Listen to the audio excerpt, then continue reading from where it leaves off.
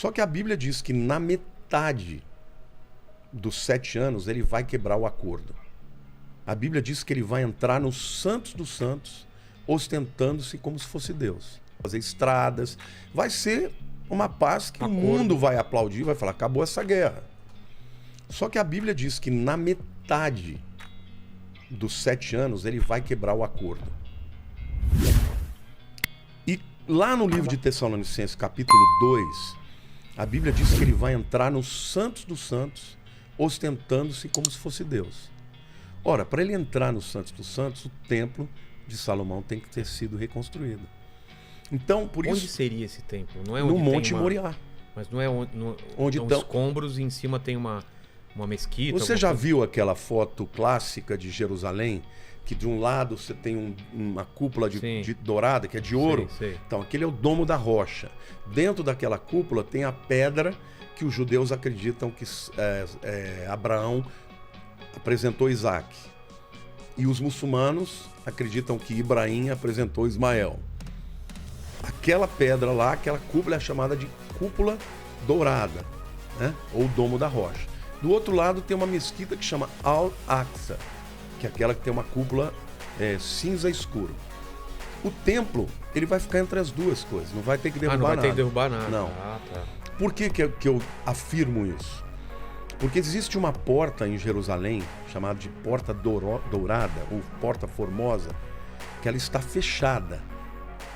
Ela está fechada, e no tempo de Jesus, aquela era a porta pela qual entrava o sumo sacerdote nos Santos dos Santos uma vez por ano, que era no Yom Kippur.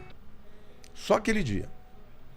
Acontece que depois que os judeus foram expulsos e tudo, um dia chegou, porque essa porta, Ezequiel, o profeta, diz que o Messias passou por ela, ela seria fechada e ninguém ia abrir, e quando o Messias voltasse, ela seria aberta de novo. Entendi. Acontece que Suleimão Magnífico, quando entrou e dominou Jerusalém, ele conhecia as profecias de que o Messias passaria por ali. O que ele não sabia é da profecia inteira. Ele não sabia que a porta tinha que ser fechada. Então o que ele fez? Ele plantou um cemitério muçulmano na frente dela e fechou a porta. Falou, o Messias jamais vai pisar numa terra de gente morta, porque para o judeu isso se torna contaminado. Então, sem querer, ele cumpriu a profecia. Porque ele fechou a porta. Ele fechou a porta. E ela vai ser aberta só quando Jesus voltar.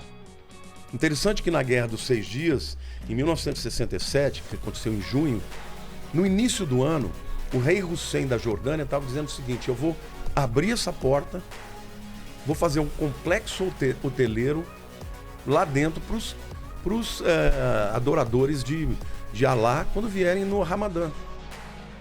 Ele ia fazer isso. Por que ele não fez? Por quê? Porque estourou a Guerra dos 6 Dias e Israel tomou Jerusalém.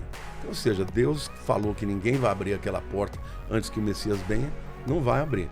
Agora, eu contei tudo isso para você saber o histórico, mas para te dizer por que eu não acho que vai ter que derrubar nada. Tá. Porque quem estava no Monte das Oliveiras enxergava o templo através daquela porta.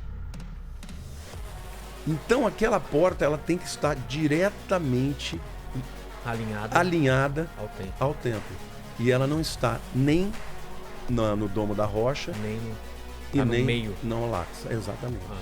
Então, o acordo de paz não vai ter que derrubar nada. Eles só vão permitir que os judeus construam o templo lá. E hoje existe um instituto em Jerusalém que chama Instituto do Templo, que tem todos os utensílios, tudo, a menorá de ouro. As medidas de como... Perfeito, como era antes. Só falta a arca.